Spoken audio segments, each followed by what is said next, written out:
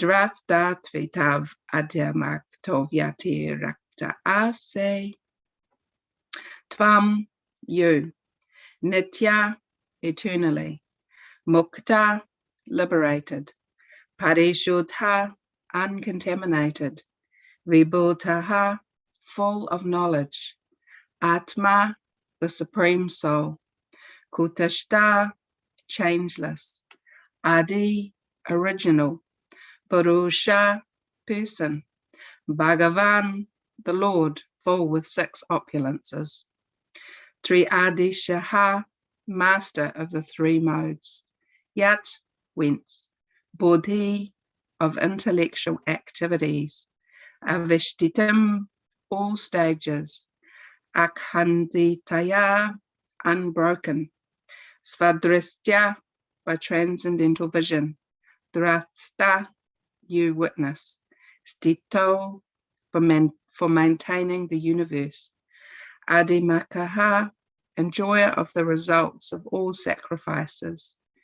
Vyatirikta, differently. Ase, you are situated. Translation and purport by His Divine Grace, A.C. Bhaktivedanta Swami Prabhupada. Ki Jai. My Lord, by your unbroken transcendental glance, you are the supreme witness of all stages of intellectual activities. You are eternally liberated. Your existence is situated in pure goodness, and you are existent in the Supersoul without change. You are the original personality of Godhead, full with 6 opulences, and you are eternally the master of the 3 modes of material nature.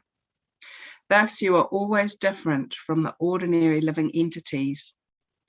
As Lord Vishnu, you maintain all the affairs of the entire universe, and yet you stand aloof and are the enjoyer of the results of all sacrifices. Purport. An atheistic argument against the supremacy of the Supreme Personality of Godhead states that if God, the Supreme Person, appears and disappears and sleeps and awakens, then what is the difference between God and the living entity? Dhruva Maharaj is carefully distinguishing the existence of the Supreme Personality of Godhead from that of the living entities. He points out the following differences. The Lord is eternally liberated. Whenever he appears, even within this material world, he is never entangled by the 3 modes of material nature. He is known, therefore, as Triadisha, the master of the 3 modes of material nature. In Bhagavad Gita, chapter 7, text 14, it is said, Devi Isha Gunamayi Mama Maya Daratyaya. The living entities are all entangled in the 3 modes of material nature. The external energy of the Lord is very strong, but the Lord, as the master of the 3 modes of material nature, is ever liberated from the action and reaction of these modes. He therefore is uncontaminated, as stated in the Ishopanishad. The contamination of the material world does not affect the Supreme Godhead. Krishna therefore says in Bhagavad Gita that those who are rascals and fools think of him as an ordinary human being, not knowing his Param Bhavam. Param Bhavam refers to his being always transcendentally situated. Material contamination cannot affect him. Another difference between the Lord and the living entity is that the living entity is always in darkness. Even though he may be situated in the mode of goodness, there are still so many things which are unknown to him. But it is not the same for the Supreme Personality of Godhead. He knows past, present, and future, and everything that is happening in everyone's heart. Bhagavad Gita confirms this, Vedaham Samatitani. The Lord is not part of the soul. He is the unchangeable Supreme Soul, and the living entities are his parts and parcels. The living entity is forced to appear in this material world under the direction of Devi Maya. But when the Lord appears, he comes by his own internal potency, Atma Maya. Besides that, a living entity is within the time of past, present, and future. His life has a beginning, a birth, and in the conditioned state, his life ends with death. But the Lord is Adipurusha, the original person. In the Brahma Samhita, Lord Brahma offers his respect to the Adipurusha, Govinda, the original person, who has no beginning, whereas the creation of this material world has a beginning. The Vedanta says, Janmadeyasya yataha, everything is born from the Supreme, but the Supreme has no birth. He has all the six opulences in full, and beyond comparison, he is the master of material nature. His intelligence is not broken under any circumstances, and he stands aloof, although he is the maintainer of the whole creation. As stated in the Vedas, Katha Upanishad 2:13, Nityo Nityanam Chaitanas Chaitananam. The Lord is the supreme maintainer. Living entities are meant to serve him by offering sacrifices, for he is the rightful enjoyer of the results of all sacrifices. Everyone, therefore, should engage himself in the devotional service of the Lord with all his life, his riches, his intelligence, and his words. This is the original constitutional position of the living entities. One should never compare the sleeping of an ordinary living entity to the sleeping of the Supreme Personality of Godhead in the causal ocean. There is no stage at which the living entity can compare to the Supreme Person. The Mayavadi philosophers, being unable to adjust to all this, come to the conclusion of impersonalism or voidism. Om Jnana-timirandasya Gyananjana Shalakaya Chakshumalitamyana Tasmai Shri Gurave Namaha. Jai Shri Krishna Chaitanya Prabhu Nityananda Shri Advaita Gadadha Srivasadi Gaura Bhaktivinoda. Hare Krishna, Krishna Krishna, Hare Hare, Hare Rama, Rama Rama, Hare Hare. There's so much depth and wisdom contained in this translation and this purport. And it's really interesting when you're giving the Srimad Bhagavatam class on a specific text that, when you're just reading it at home on your own, it's like, oh yeah, cool. But then when you're going to be giving class on it, you sort of go, wow, actually there's so many topics contained within this translation and purport that Prabhupada just packs so much into each and every page, each and every word. But I think something that really sort of stuck out for me in this purport, actually in this translation, is where Dhruva Maharaj is saying that you are the supreme witness of all stages of intellectual activities. So if you just think about that point for a moment, all stages of intellectual activities, Krishna is there observing our thoughts, our processes, our the different stages of intellectual thought. So as we see something, we think about something, the way that we think about it, the way that we make sense of it, the way our intelligence discriminates that information that we're receiving. So all of those intellectual processes that are occurring within our mind, within our intelligence, within our processing of how we perceive the world, all of that, Krishna is there observing it. So I just thought that was quite an amazing point, and we'll break that down a little bit more. But of course, in terms of situating ourselves in the Bhagavatam, for those that are just joining now, this chapter, Dhruva Maharaj returns home. So in the beginning, Dhruva Maharaj, when the Lord appeared before Dhruva Maharaj, he couldn't quite think of the words to say, and Krishna in his heart, he, because he is witnessing all these stages of intellectual activities, Krishna in his heart realized that, he needs a little bit of help here to find his words. I mean, he is a 5-year-old boy. So Krishna very kindly touches his conch shell onto Dhruva Maharaj's forehead, and then Dhruva Maharaj, after being touched by the conch shell of the Lord, is coming up with these incredible verses to glorify Krishna. And as Prabhupada's writing here, he's creating these verses in a way that the impersonalists don't get confused. So an atheistic argument against the supremacy of the Supreme Personality of Godhead states that if God, the Supreme Person, appears and disappears and sleeps and awakens, then what is the difference between God and the living entity?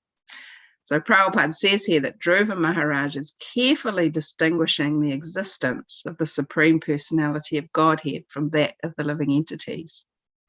So at all stages in our spiritual development, whether we've just come along to Krishna consciousness, whether we've been practicing for 5, 10, 20, 50 years, it's always such an important point to reiterate and to remember and to contemplate, is that there is a very big difference between the living entities and the Supreme Lord. Because we have the same qualities as the Lord, but not in the same quantity, we can develop the propensity to think, we kind of know what's going on. But actually the Lord, as Prabhupada writes in this purport, that even if we're situated in the mode of goodness, even if we've developed our life to such an extent that we're, really engaged in Krishna's service, that we have a mode of goodness lifestyle, that we're following the rules and regulations very nicely. But even then, it's said here that, where was it? Even though he may be situated in the mode of goodness, there are still so many things which are unknown to him. So the difference between the Lord and the living entity is that a living entity is always in darkness. So because we're not Krishna, because we're not the Supreme Lord, we don't have the ability to see past, present, and future and be in everyone's heart and understand everybody's desire and the workings of the material world and still be aloof from it. So that's Krishna's role. So that's quite an amazing thing to contemplate, even with a tiny speck of some aspiring intelligence, to contemplate the enormity of Krishna being beyond the modes of material nature, being beyond being able to appear even within this material world, but never been entangled by the modes of material nature. Because the living entity, the jiva, is always influenced by Triguna Maya. So the modes of material nature, being goodness, passion, and ignorance, entangle the soul. And as Krishna points out in Bhagavad Gita, I'm going to read the verse because it is a nice one.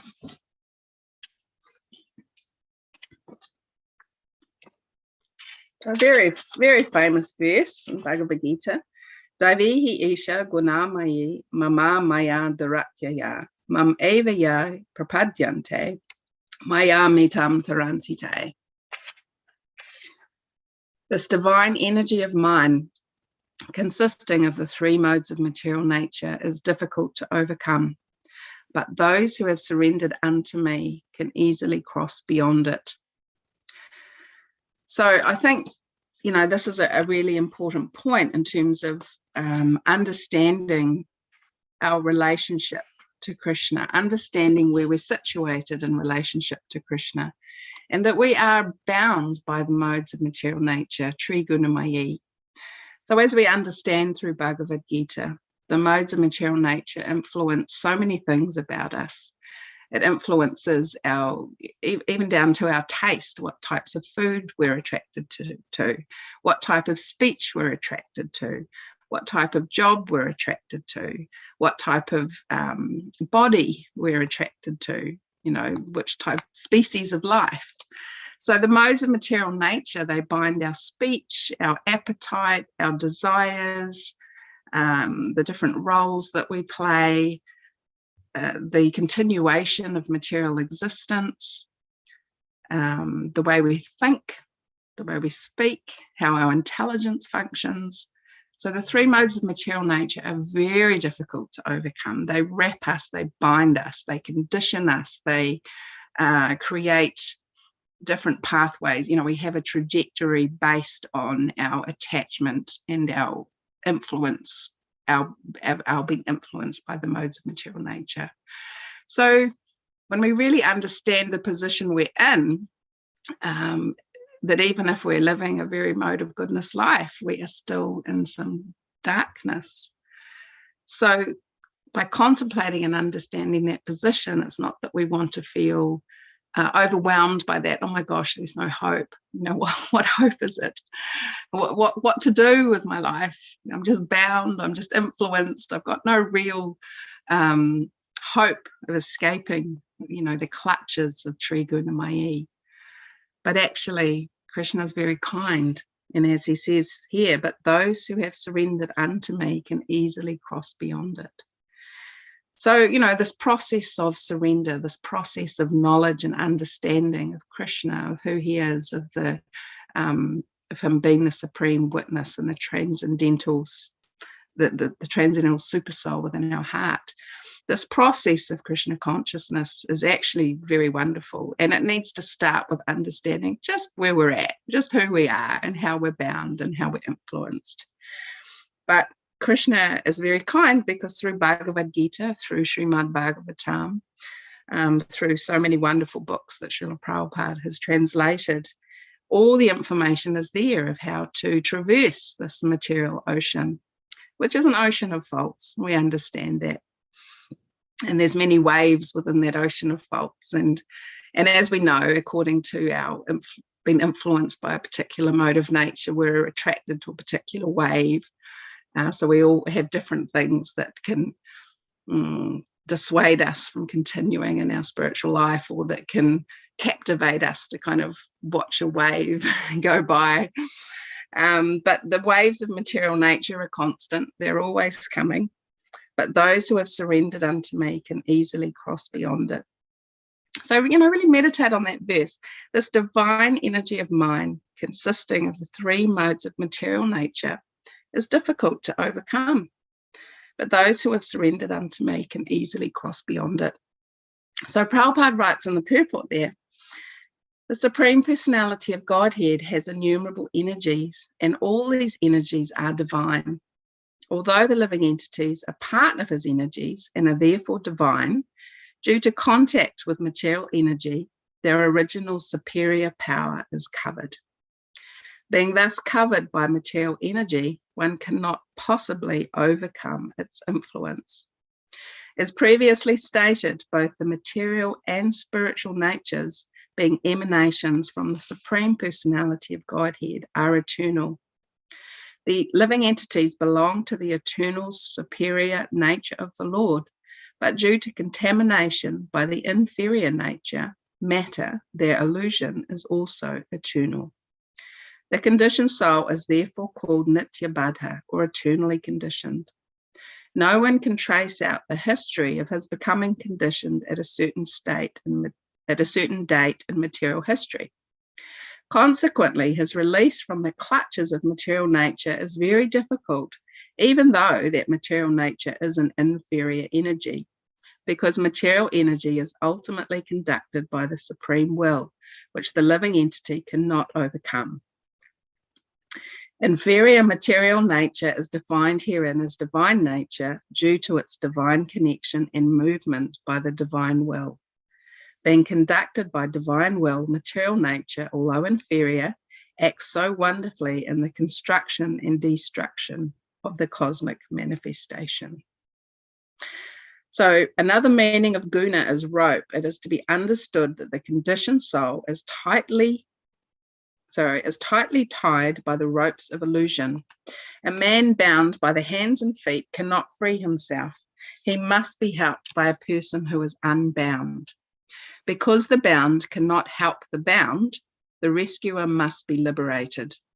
Therefore, only Lord Krishna or his bona fide representative, the spiritual master, can release the conditioned soul. Without such superior help, one cannot be freed from the bondage of material nature. Devotional service or Krishna consciousness can help one gain such release. Krishna, being the Lord of illusory energy, can order this insurmountable energy to release the conditioned soul.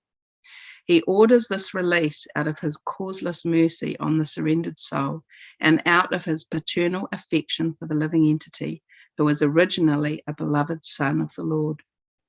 Therefore, surrender unto the lotus feet of the Lord is the only means to get free from the clutches of the stringent material nature. So it's very, very insightful purport to understand the situation we're in, this Trigunamai, bound up, but only by devotional service and the direction of someone unbound that can help us become free.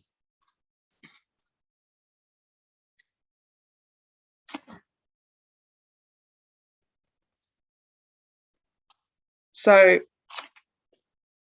that's quite a good, there's information in here that reminds us of our position and what it is that we need to do to become free from our position. And of course, sometimes we might think, oh, well, Trigunamai, modes of material nature, that's all good. And, and we can get sort of lulled to sleep with the modes of material nature, and then reinforcing that we're okay. We don't need to surrender to Krishna. We don't need to get guidance from somebody who's free, who's unbound. We're okay. We're doing all right. So this is the choice that we have as living entities. And again, that's Krishna's amazing potency, is that he gives us this choice. We have free will. But the material energy emanates from the Lord, and he's not bound by it. He is aloof to it. So while he's in our heart, while he's the source of material and spiritual energies, while he's the source of goodness, passion, and ignorance, he's not attached to it. He observes it and he lets it carry on. And when Krishna observes our intelligence, as Dhruva Maharaj says to Krishna here, you are the supreme witness of all stages of intellectual activities. So when Krishna observes an intelligence or some desire that actually, I want to learn about you, Krishna. I want to understand my position here in material existence. I want to understand you beyond the three modes of material nature. I want to understand something about you, about the spiritual world, about the activities of you, Krishna. So when the living entity has this desire, Krishna in the heart, who's witnessing our thoughts, our activities, our intellectual capacity, the processes that our intellect goes through, Krishna in the heart reciprocates and arranges situations to help us advance in our journey back towards Krishna. So it's said, every step you take towards Krishna, and sometimes we hear Krishna will take 10 steps towards you, or Krishna will take 100 steps towards you. But as Prabhupada wrote in that purport, this paternal affection that Krishna has for us, and because he's the source and the controller of all the energies, he can help us make way in our progress. Like the analogy of dogs. So I remember on Sankirtan years ago, and I was going door to door, and I went up, went through a gate, knocked on a door, and I just looked down, and there was this growling and these two white teeth, and it was kind of, it was a little bit dark in this area, but these white teeth were glowing, and there was this growling, and it was this huge Rottweiler dog. And unfortunately, nobody was home, because if they had been, they could have called the dog off me.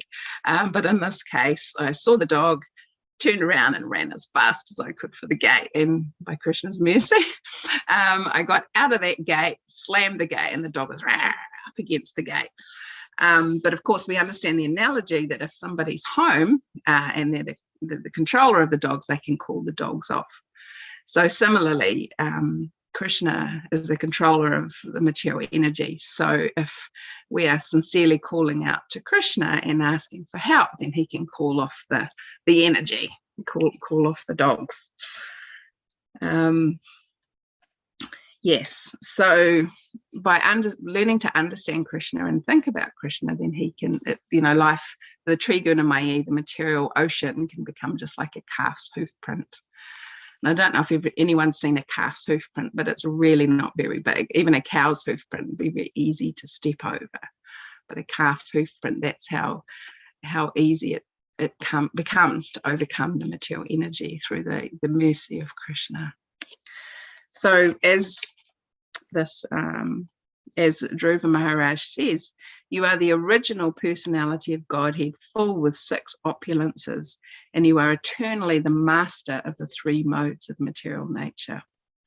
Thus, you are always different from the ordinary living entities. As Lord Vishnu, you maintain all the affairs of the entire universe, and yet you stand aloof and are the enjoyer of the results of all sacrifices.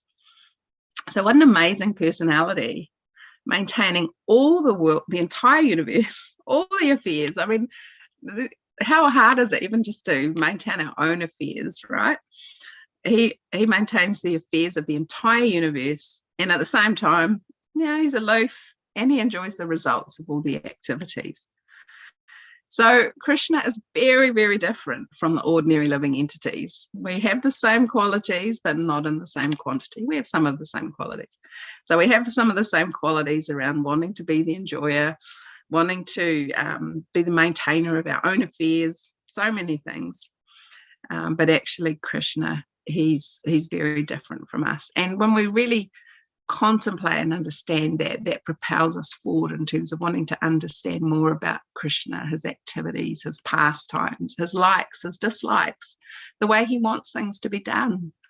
And the more that we engage with hearing and chanting and remembering and learning about Krishna, the more he reciprocates and makes this huge material ocean, Trigunamaya, really small, so that we can easily cross beyond it. And the more that we hear and chant and learn about Krishna, the less we become, from what we hear through the Shastras, the less attached we even become to wanting freedom from Trigunamaya. We just become so attracted and inspired by hearing about Krishna's pastimes that we just want to do whatever he wants. His pleasure becomes everything. So the nectar of devotion, in terms of hearing and learning more about Krishna, the nectar of devotion is a wonderful book to give us more in-depth knowledge of the waves of devotional service, existential ecstatic love, qualities of Krishna further explained. So there's many wonderful ways to learn more about the Supreme Lord here. And I came across a chapter when I was studying for this class. So chapter 19, devotional service and pure love of God. And there's some wonderful there's a wonderful one there about the Lord's extraordinary mercy. So when a devotee is found to be always associated with the Lord in ecstatic love, it is to be understood that such a position has been awarded by the Lord himself out of his causeless extraordinary mercy. An example of such extraordinary mercy is given in the 11th canto, 12th chapter, verse 7 of Srimad Bhagavatam, wherein Lord Krishna tells Uddhava, the gopis in Vrindavan did not study the Vedas to achieve me, nor had they ever been in holy places of pilgrimage, nor did they devoutly execute any regulative principle, nor did they undergo any kind of austerity. It is simply by my association that they have attained the highest perfection of devotional service. From the example of Chandrakanti as found in Padma Purana and from the example of the gopis as found in Srimad Bhagavatam, it appears that a devotee who always thinks of Krishna and who always chants his glories in ecstatic love regardless of his condition, will attain the highest perfection of unalloyed devotional love due to Lord Krishna's extraordinary mercy. This is confirmed in Srimad Bhagavatam. If a person worships, adores, and loves Hari, the Supreme Lord, he should be understood to have finished all kinds of austerities, penances, and similar processes for self-realization. On the other hand, if after undergoing all types of austerities, penances, and mystic yoga practices, one does not develop such love for Hari, then all his performances are to be considered a useless waste of time. If someone always sees Krishna inside and out, then it is to be understood that he has surpassed all austerities and penances for self-realization.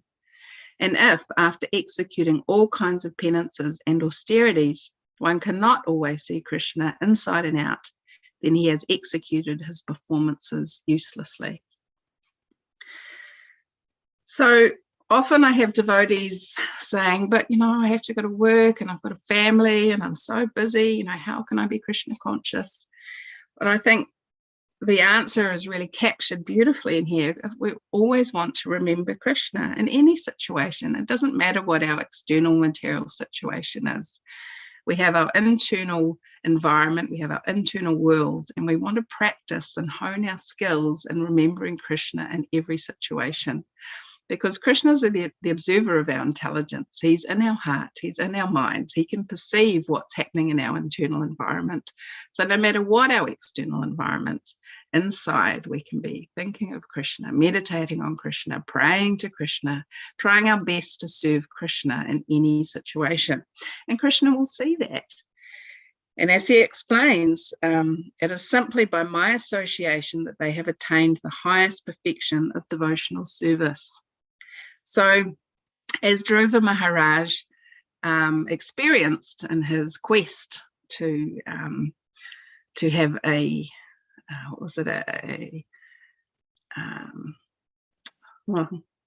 get out of my head, to have like a kingdom greater than Lord Brahma's, because he was on a mission to get, to beat his dad essentially.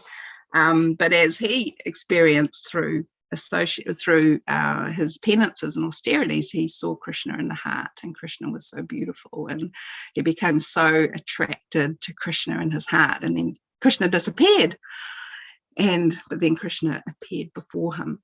So similarly, Krishna is in our heart, and we want to develop that focus and experience of him being there and taking shelter of him in every situation. And by that constant meditation, Krishna will reciprocate, because he's observing that meditation and that desire. And Krishna, as we all know, some amazing things happen. Like even last week, I was driving back from work, and had a long day because I work in a hospital. It's an hour away from where I live. So I was driving back, and I needed to drop into the shop in the middle of nowhere to get some ingredients. It was a little country town, and I wasn't consciously thinking of Krishna. I was just sort of going into this place, and anyway, there's this man in the shop, and he says, "Oh, Hare Krishna," and I was like, "Hare Krishna?" Like, Krishna, really? Like, how did you know to say that to me? Yeah, I was in my working clothes, and I'd just gone into buy a packet of pasta or something, and he's like, "Oh, your beads," and I can just tell, you're a devotee. And I'm like, "Really?" Well, thanks. Hare Krishna back. I was like, how did you know about the beads? And, how did you get inspired to say Hare Krishna? He said, actually, I was brought up in a Gurukul in India. He spent 10 years of his formative life in a Gurukul in India. He hasn't been practicing or following, for the last 30 years. I think he was in his 40s or so. But, so it kind of just reminded me, actually, Krishna's with us in every situation. And sometimes even if we get a little bit, forgetful, then Krishna, he reminds us. So, yeah. So I'm going to read this translation again. And it's a nice one to meditate on for the day, and to really meditate on how we can try and see and meditate on Krishna in every situation throughout our day. So even if externally we're busy with so many things, our internal environment, we can train and hone to be chanting Hare Krishna, to be looking at how we can serve Krishna in any situation that we're in. I mean, essentially, I think sometimes our spiritual life comes down to what we call in psychology a choice point. So we choose to go towards Krishna or we choose to go away from Krishna. And we know that choosing to go away from Krishna generally comes from forgetfulness. We get a little forgetful, we get a little bit ignorant, or we start choosing activities that take us away from hearing, chanting, remembering Krishna. So if we kind of take stock of that choice point, are we choosing to go towards Krishna or away from Krishna? And every thought, activity, the way we speak, the way we interact with devotees can always be taking us towards Krishna or away from Krishna. So become conscious of that in your life, no matter what the waves of the material ocean are throwing this way, that way. Are we acting in a way that's pleasing Krishna? Are we speaking in a way that's going to be pleasing to Krishna? Are we thinking in a way that's progressive towards thinking and remembering Krishna, or are we not? So that's the control the living entity has. That's about the only control we do have. Otherwise, we are very influenced by the modes. We're very influenced by Trigun and Mai. But we have free will, so we have the choice to remember Krishna or not. So translation, my Lord, by your unbroken transcendental glance, you are the supreme witness of all stages of intellectual activities. You are eternally liberated. Your existence is situated in pure goodness, and you are existent in the supersoul without change. You are the original personality of Godhead, full with 6 opulences, and you are eternally the master of the 3 modes of material nature. Thus, you are always different from the ordinary living entities. As Lord Vishnu, you maintain all the affairs of the entire universe, and yet you stand aloof and are the enjoyer of the results of all sacrifices. Hare Krishna. So is there any comments or questions or corrections?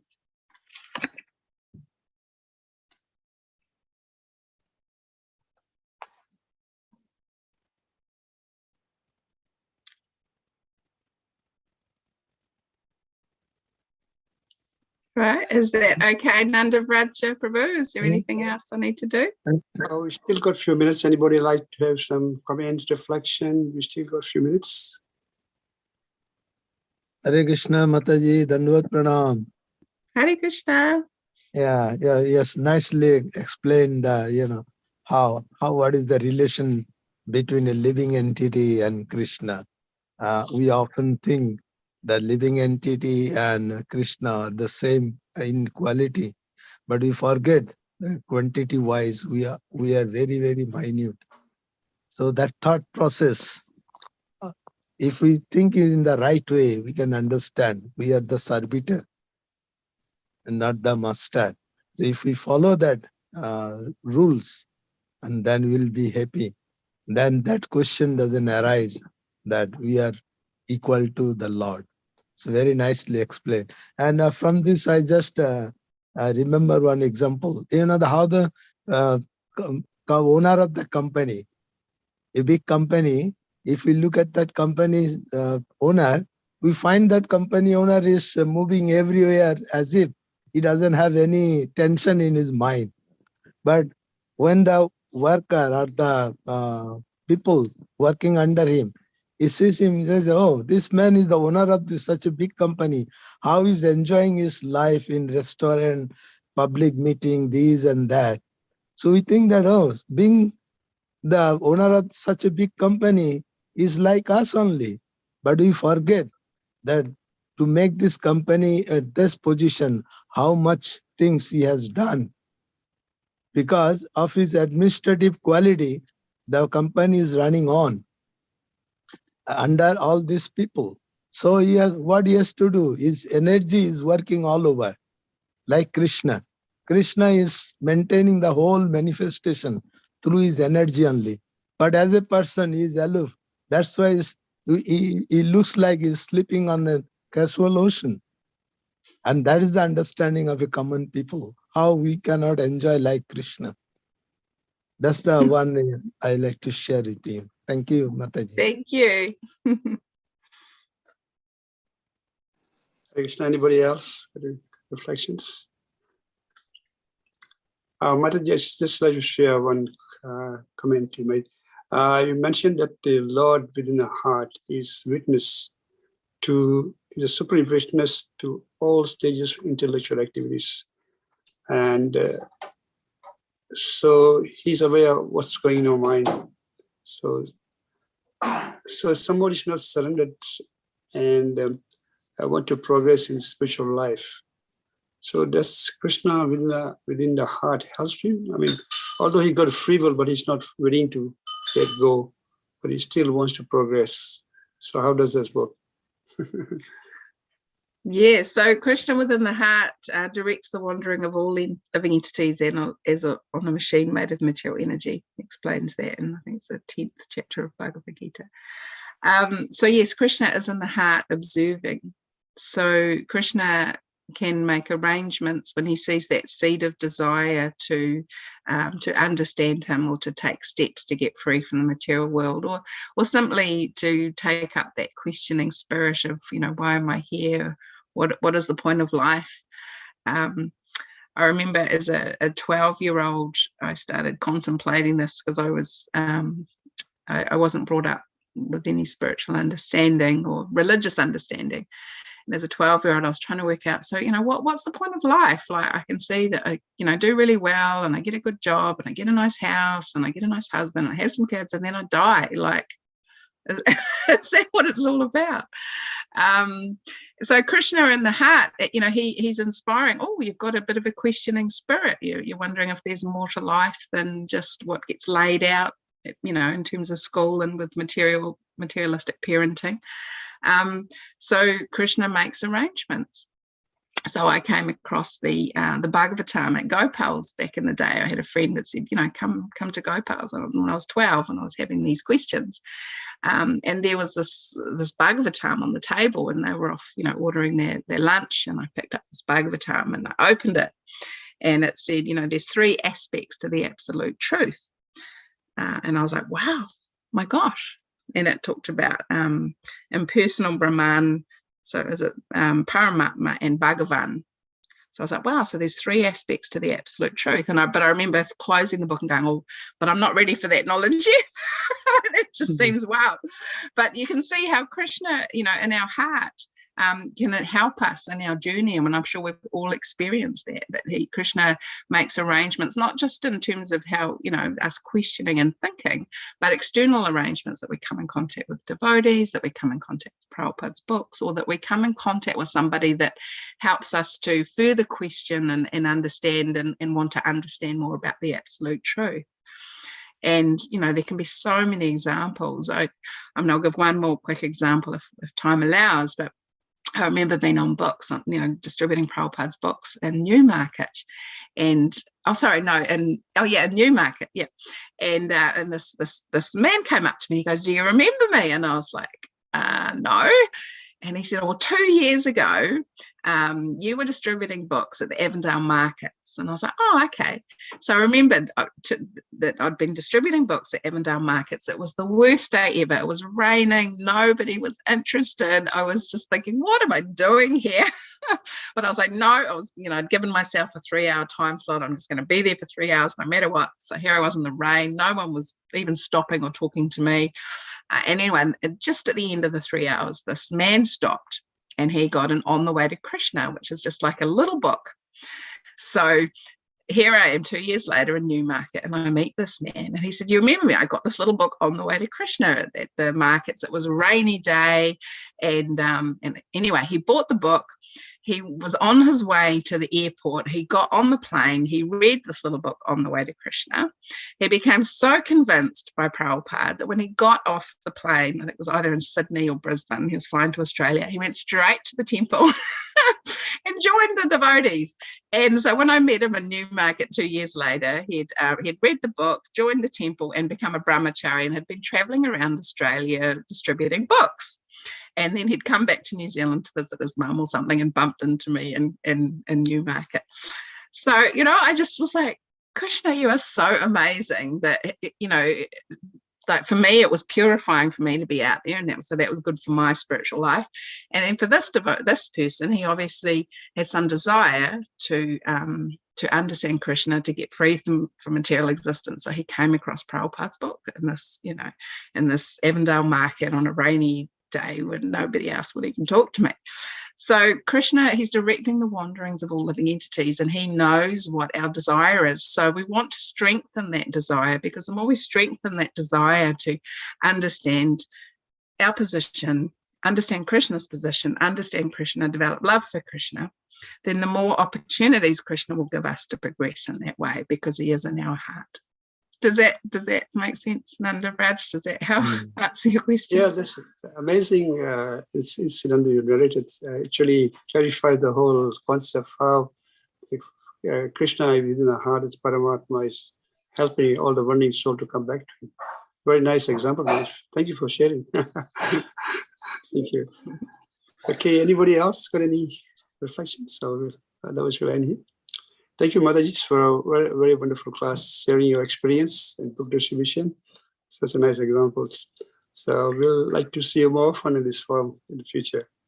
Grace, Rasayatra Mataji ki jai, Shri Prabhupada ki jai, Bhakti Goptan Vanchakar Padravesha, Ananta Koti Vaishnava Vrinda ki jai. Goptan Haribo.